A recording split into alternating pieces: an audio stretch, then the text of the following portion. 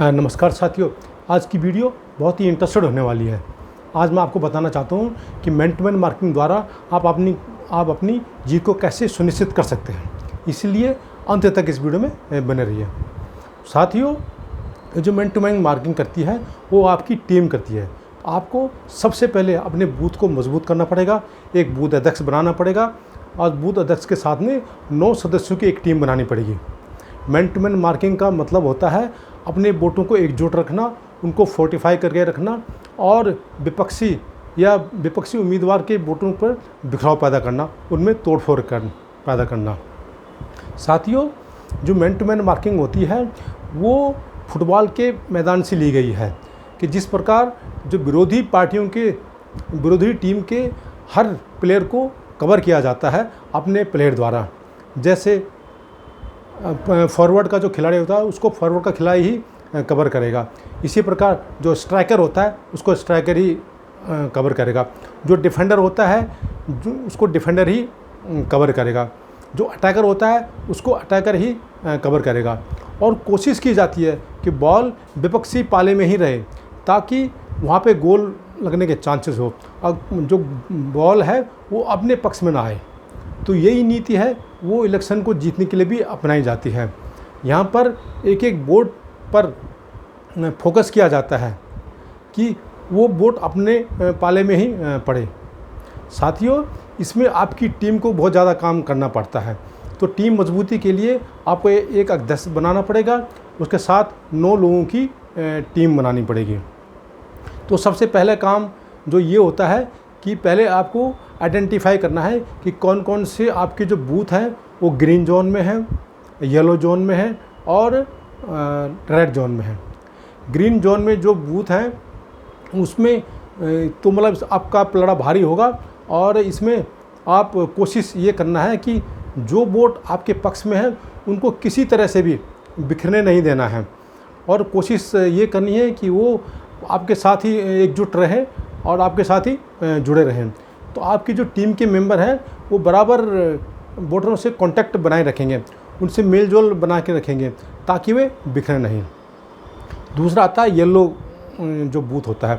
Yellow booth में 50% के chance होते हैं, 50% आपके चांस होते हैं और 50% विपक्षी के चांस होते हैं। तो इसमें कोशिश ये की जाती है कि उस येलो बूथ को आपको ग्रीन करना है, मतलब उसमें ज़्यादातर वोटरों को अपनी तरफ खींचने की कोशिश करनी है। वो जो तीसरा जो बूथ होता है वो होता है रेड जोन। तो रेड जो बूथ होता है उसमें आपकी पकड़ थोड़ा कमज़ोर होती है और विपक्षी की मजबूत होती है। तो आपको इसमें क्या करना है कि हर वोटर को आइडेंटिफाई करना है। जैसे आपको पता है कि ये वोटर है, आपको हर हाल में वोट नहीं देगा, तो आपकी कोशिश ऐसे होनी चाहिए कि इसका वोट आपके विपक्षी को भी ना पड़े, बेशक किसी दूसरे, तीसरे और या चौथे किसी उम्मीदवार को पड़े, परंतु आपके विपक्षी को नहीं पड़ना चाहिए। आपने हर हाल में उसके वोट को डाइवर्ट करना है, या तो उसको किसी तरह मनाना है, कन्विंस करना है कि वो वोट देना ही ना जाए, या फिर वो नोटा पे वोट डाले। इस तरह से आपको फ़ायदा होगा। साथियों, आपने पिछले दिनों उपराष्ट्रपति के चुनाव में देखा होगा कि जहाँ पर एनडीए गठबंधन ने जो अपनी विपक्षी पार्टी थी, बीजू जनता दल था एक और एक वाईएसआर रेड्डी का था, उनको कन्विंस कर दिया, उनको मनाया कि भैया आप या तो हमें वोट करेंगे या तो आप वोट देने नहीं आओगे। तो वो दोनों जो पार्टियां हैं वो वोट देने ही नहीं आई। इससे क्या हुआ कि जो एनडीए को फ़ायदा हो गया, कम से कम 10-12 वोटों का उनको नफ़ा हो गया। तो इसी तरह से आपको भी यही नीति अपनानी है। साथियों, कुछ ऐसे वोटर होते हैं जो न्यूट्रल होते हैं, जो स्विंग वोटर होते हैं, जो कि आखिरी समय तक देखते रहते हैं कि किसकी हवा चल रही है, किसकी लहर बन रही है, किसका ज़्यादा दबदबा हो रहा है। तो आपको इन पे कड़ी नज़र रखनी है, इनकी गतिविधियाँ देखनी है, इनकी गतिविधियों पर नज़र रखनी है कि ये कहाँ जाते हैं, किससे मिलते हैं, क्या बातचीत करते हैं। और कोशिश करना है कि अपने जो भी आपके बूथ के मेंबर हैं वो उनसे मिलें, उनकी समस्याओं को सुनें और उनकी समस्याओं को मतलब उनकी प्रॉब्लम को सॉल्व करने की कोशिश करें और उनको अपने साथ खींचें ताकि वो आपको ही वोट डालें। साथियों, हर बूथ में कोई ना कोई एक ग्रुप होते हैं, वो बड़े ही ताकतवर ग्रुप होते हैं, इन्फ्लुएंशियल ग्रुप होते हैं। तो आपको उन परिवारों को मिलना है और उनके इन्फ्लुएंस से अन्य भी उन्हीं के कहने पर वोट देते हैं। तो आपको उनसे संपर्क साधना है, उनको मिलना है, उनको अपने साइड करना है। साथियों, मैन टू मैन मार्किंग है एक बहुत ज़बरदस्त हथियार है और ये मुख्यतः प्रधान के इलेक्शनों में, जिला पंचायत सदस्य के इलेक्शनों में या कारपोरेट के इलेक्शनों में, निगम पार्षद के इलेक्शनों में और विधानसभा इलेक्शनों में बड़ा अचूक उपाय है और अचूक रणनीति है और अचूक तरीके से काम करता है। तो आपको यह रणनीति हर हाल में अपनानी है। लोकसभा के इलेक्शन में क्योंकि वो बड़ा क्षेत्र होता है, यह इतने कारगर साबित नहीं होता है।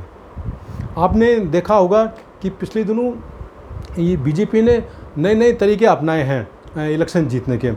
अब जैसे एक पन्ना प्रमुख होता है, जो पन्ना प्रमुख का काम क्या होता है कि वोटर लिस्ट में एक पन्ने में जितने भी वोटर हैं उस सब की जिम्मेदारी एक आदमी को दी जाती है कि वो उस पन्ने में जितने भी वोटर हैं सबको बूथ तक लाए और वोट डलवाए।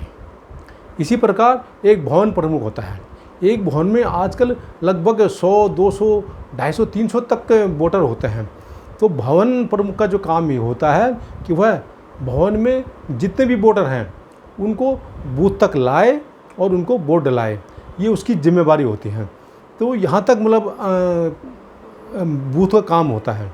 तो आपने अपना बूथ को बहुत मजबूत करना है और अपनी टीम को बड़ी सशक्त बनाना है। जो बूथ अध्यक्ष के अलावा 9 अन्य सदस्य भी होते हैं। इनमें महिलाएं भी होनी चाहिए, यूथ भी होने चाहिए, बुजुर्ग भी होने चाहिए, क्योंकि महिला को महिला ही कन्विंस कर सकती है, यूथ को यूथ ही कन्विंस कर सकता है और बुजुर्ग को बुजुर्ग ही कन्विंस कर सकता है। कभी भी बुजुर्ग महिला को कन्विंस नहीं कर सकते। इसी प्रकार यदि कोई अपर कास्ट का वोटर है तो उसके पास अपर कास्ट का आदमी ही जाएगा। कहीं लोअर कास्ट का वोटर है तो उसके पास लोअर कास्ट के लोग ही जाएंगे। साथियों, इलेक्शन लड़ने के लिए 3 चीज़ की बहुत ज़्यादा ज़रूरत होती है: पर्चा, चर्चा और खर्चा। पर्चा का मतलब है कि आपको पार्टी से टिकट मिलना चाहिए और इसकी तैयारी आपको कम से कम 3-4 महीने पहले कर देनी चाहिए ताकि आपको ही टिकट मिले। यदि आपको पार्टी का टिकट मिल जाता है तो आपको कई तरह के फ़ायदे होते हैं। नंबर 1, आपको झंडा, डंडा, पर्चा, पॉम्पलेट, बैनर इत्यादि नहीं खरीदने पड़ते। इसका आपका खर्चा बच जाता है। इसके अलावा आपको ये कार्यकर्ता भी फ्री में मिल जाते हैं। सिर्फ कार्यकर्ताओं को आपको आने जाने का खर्चा करना पड़ता है या उनको खाने का या पानी का इंतज़ाम करना पड़ता है। और इसके अलावा जो पार्टी का अपना केडर बोर्ड होता है जो कि आपको ही पढ़ेंगे। दूसरा होता है चर्चा। आपकी चर्चा हर जगह होनी चाहिए। आपके पोस्टर, पॉम्पलेट, पर्चे हर जगह वितरित होने चाहिए और हर वोटर के पास पहुंचने चाहिए। आपके बैनर हर कोने में दिखाई देने चाहिए और आपके जो पोस्टर है हर दीवार के हर कोने में, हर गली में लगे होने चाहिए। आपके बारे में हर तरह से चर्चा होनी चाहिए, चाहे वो सोशल मीडिया के माध्यम से हो, चाहे वो अखबार के माध्यम से हो, चाहे न्यूज़पेपर या पत्रकार के माध्यम से हो। कहते हैं ना कि जो दिखता है वही बिकता है। इसके अलावा आपको बहुत ज़्यादा खर्चे की ज़रूरत पड़ेगी। हर चीज़ के लिए खर्चे की ज़रूरत पड़ती है। पॉम्पलेट छपाने के लिए, बैनर बनाने के लिए, टीम को इधर उधर भेजने के लिए, कोई पदयात्रा करनी है उसके लिए और वोटर लिस्ट को खरीदने के लिए। इसके अलावा आपको बूथ में कोई आपको एजेंट बैठाना है तो उसके लिए भी आपको खर्चे की ज़रूरत पड़ेगी। ये जो बस्ता होता है जिसमें कि वोटर लिस्ट होती है, पेन, पेंसिल इत्यादि होती है और टेबल लगाना होता है, इसके लिए भी आपको खर्चे की ज़रूरत पड़ती है। तो आपको अपने पास खर्चे का पूरा इंतज़ाम होना चाहिए। साथियों, ये जो मैन टू मैन मार्किंग है ये बहुत ही कारगर हथियार है और इससे आप अपना जो जीत है वो सुनिश्चित कर सकते हैं और काफ़ी % वोटर को अपनी तरफ खींच सकते हैं। तो आपको अपनी टीम, जो बूथ की टीम है, उसको मजबूत बनाना पड़ेगा। आपने एक सुना होगा कि बूथ जीता तो इलेक्शन जीता। यदि आप अपने बूथ को मजबूत करते हैं, उसको जीते हैं, तो मान लो आप अपने इलेक्शन को जीत जाते हैं। यह माना जाता है कि यदि आपने 50% बूथों पर 50% वोट प्राप्त कर लें तो आप जीते हुए माने जाएंगे, या आपकी जीत सुनिश्चित है। तो साथियों, इसकी जो मैन टू मैन मार्किंग है, यह एक बहुत कारगर हथियार है। इसको तैयारी करने के लिए आपको पहले से ही अपनी टीम को मजबूत कराना पड़ेगा। अपने बूथ अध्यक्ष और उनके 9 सदस्यों की टीम को अच्छे से ट्रेनिंग देनी पड़ेगी, उनको अच्छा सा प्रशिक्षण देना पड़ेगा। यदि आपको ये वीडियो पसंद आए तो इसे ज़रूर लाइक कीजिए, शेयर कीजिए, सब्सक्राइब कीजिए। नमस्कार।